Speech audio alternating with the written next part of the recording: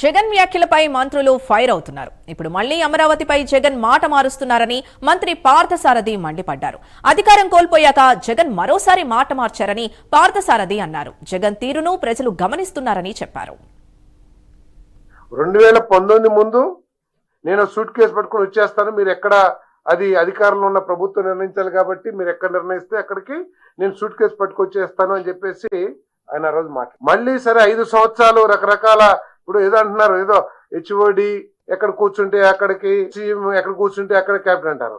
అంటే చెట్టు కింద మనం కూర్చుంటే అదే మన ఇల్లా కదండి. ఎక్కడ కూర్చుంటే అక్కడంటే ఒక స్థానం అంటూ ఉండాలి కదా.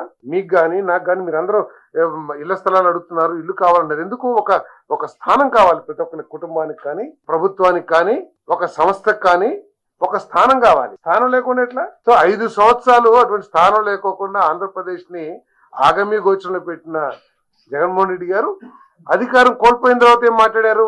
మేము తప్పుగా అర్థం చేసుకున్నాము, మేము ప్రజల భావన అర్థం చేసుకోలేదు ఏదో చెప్పి మేము అమరావతికి కట్టుబడి ఉన్నామన్నారా లేదా? మీరు చెప్పండి, అన్నారా లేదా అని మళ్ళీ జగన్మోహన్ రెడ్డి గారు ఏంటి ఈరోజు ఏదో నదీ గర్భంలో ఉంది, అది ఉంది, ఇది ఉంది అంటారు. అంటే నదీ గర్భంలో ఉందో అక్కడ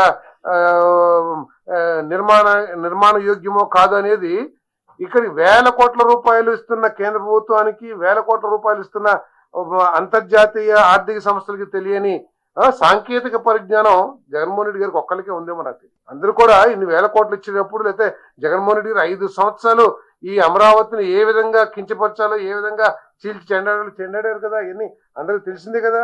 2019